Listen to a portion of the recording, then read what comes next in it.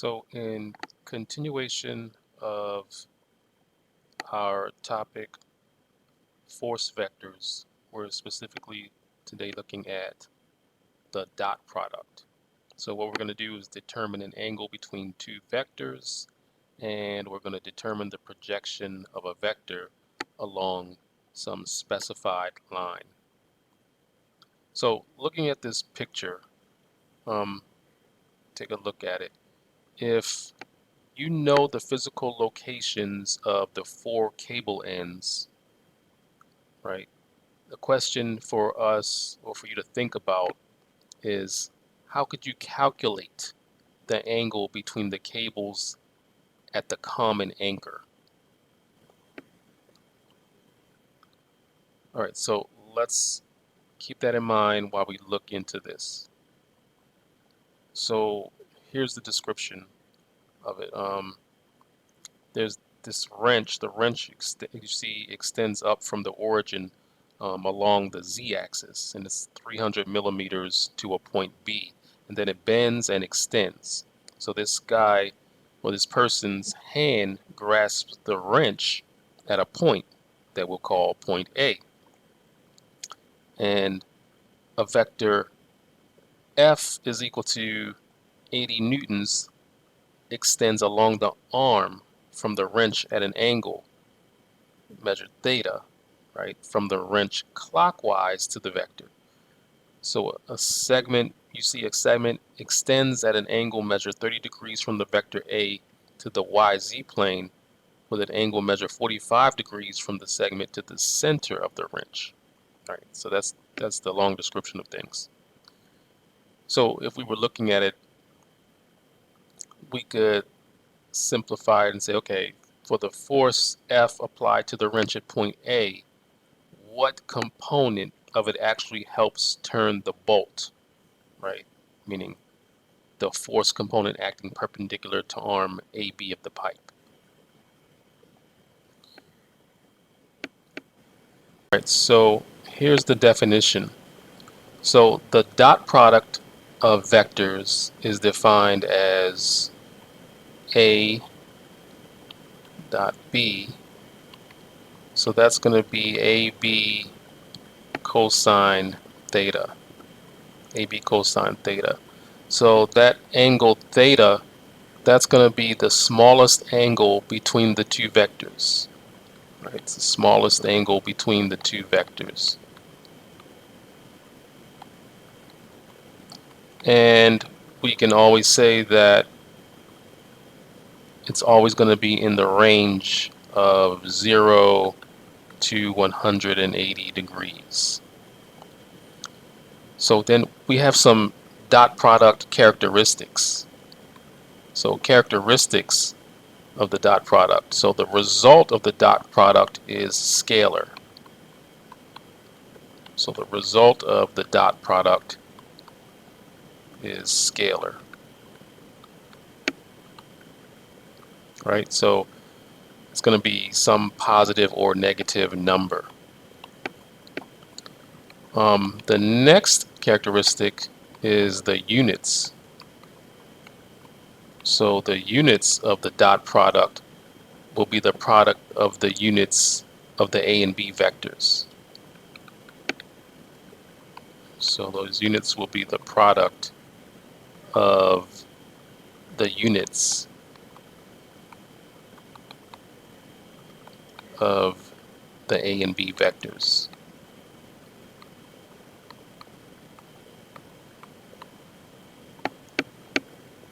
Right, so here's the definition.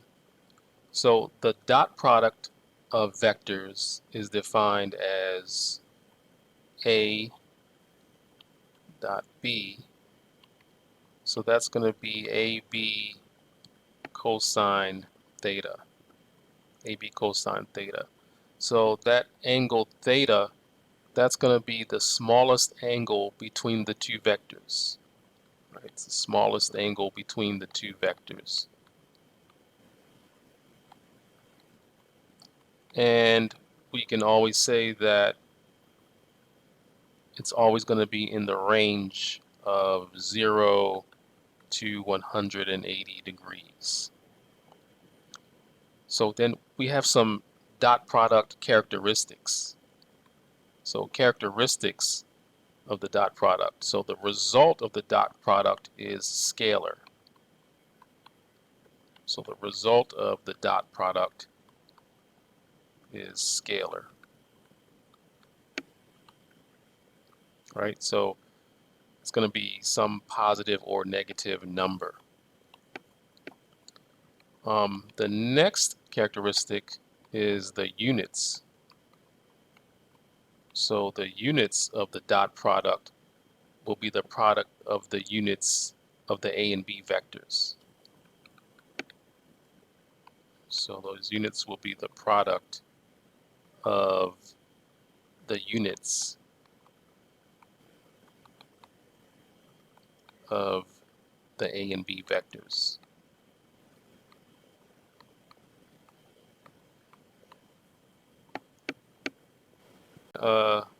Examples by definition.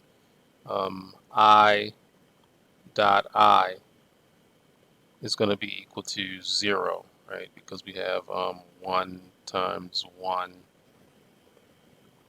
cosine 0. I'm sorry, I times I is going to be equal to 1 because we have 1 times 1 cosine 0 is equal to 1. And then we have I times j, that's going to equal to 0, right? Because we have 1 times 1 cosine 90 is equal to 0.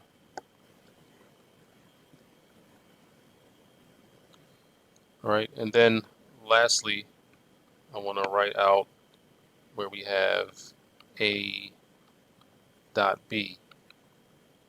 All right, so that's going to be for us A sub xi plus A sub y j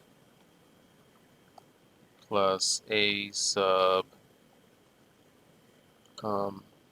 z k,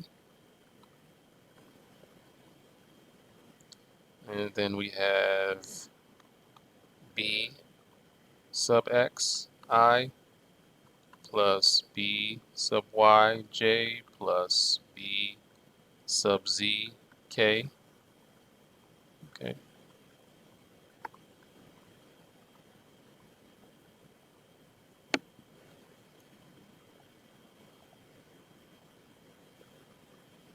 And then from that, we will get, we can go ahead and write A sub x, B sub x, plus A sub y, B sub y, plus A sub z, B sub z.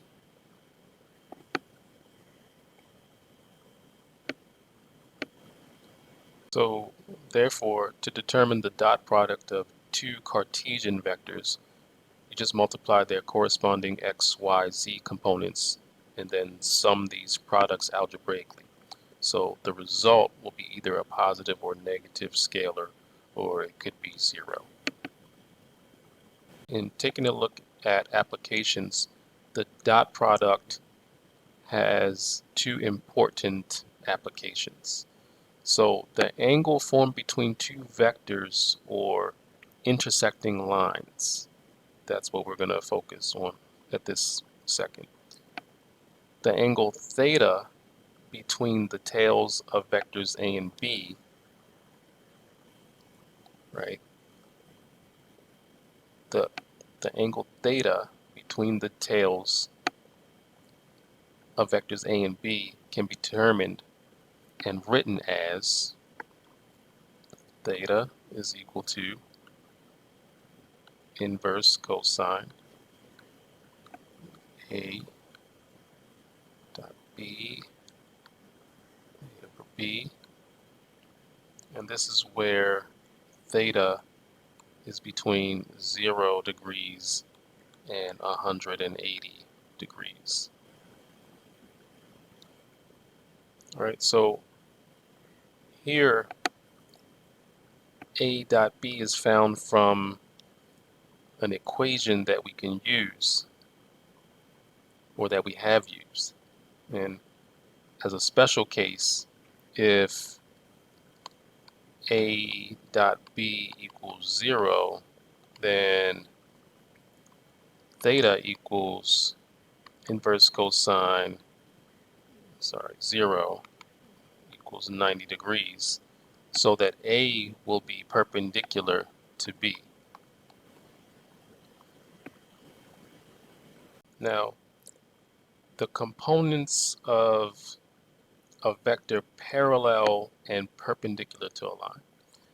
The component of vector A parallel to or collinear with the line A, AA as shown in this figure, is defined by A sub A is equal to A cosine theta.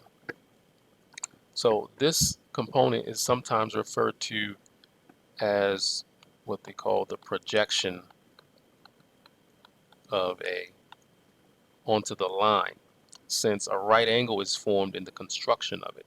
So if the direction of the line is specified by the unit vector u sub A, then since u sub A is equal to 1, we can determine the magnitude of A sub A directly from the dot product. So basically, it would be coming from A dot u sub A, and that's equal to A cosine theta. So since the scalar projection of A along a line is determined from the dot product of A and the unit vector u sub A, which defines the direction of the line. So you notice that if this result is positive, then A sub A has a directional sense, which is the same as u sub A. Whereas if A sub A is a negative scalar, then A sub A has the opposite sense of direction to u sub A. So the component A sub A, represented as a vector, right, is going to therefore be A sub A is equal to A sub A u sub A. The perpendicular component of A can be obtained, we can obtain that. So since we say that A is equal to A sub A plus that A sub perpendicular, then A perpendicular is equal to A minus A sub A, right? So there are two possible ways of obtaining A sub perpendicular. One way would be to determine theta from the dot product of theta equals cosine, the inverse cosine. Then we have A dot u sub A over A, right? Then at that, we would say, okay, A sub perpendicular is equal to A sine theta, right? Alternatively,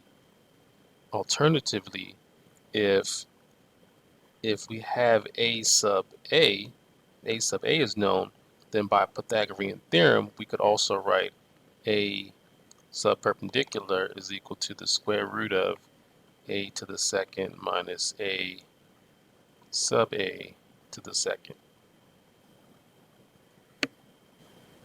For this example, we're given the force acting on the hook at point A, and we're told to find the angle between the force vector and the line AO and the magnitude of the projection of the force along the line AO. So we're going to have to find R sub AO.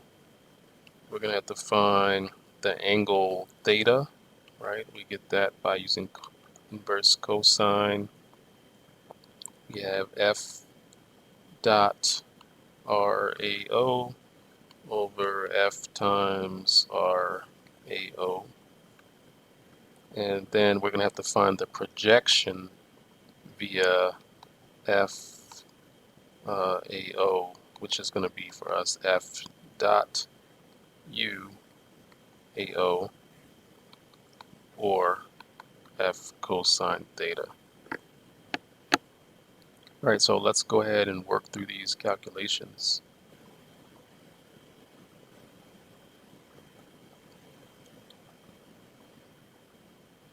So we get the RAO, right? That's going to be from, looking at diagram, it's going to be from negative 1I plus 2J minus 2K meters. All right, so then RAO is equal to negative 1 squared plus 2 squared plus a negative 2 squared. This is raised to the 1/2 power. So calculating that, I get 3 meters. All right, then we have F is equal to negative 6I plus 9J plus 3K. This is in kilonewtons. And then F is equal to negative 6 squared plus 9 squared plus 3 squared to the 1/2 power. We're taking the square root of it, and it gets us 11.22 kilonewtons. All right, and then we have F dot R sub AO, F dot R sub AO, which is going to yield for us negative 6 times negative 1 plus 9 times 2 plus 3 times negative 2, right? Let's crunch those numbers.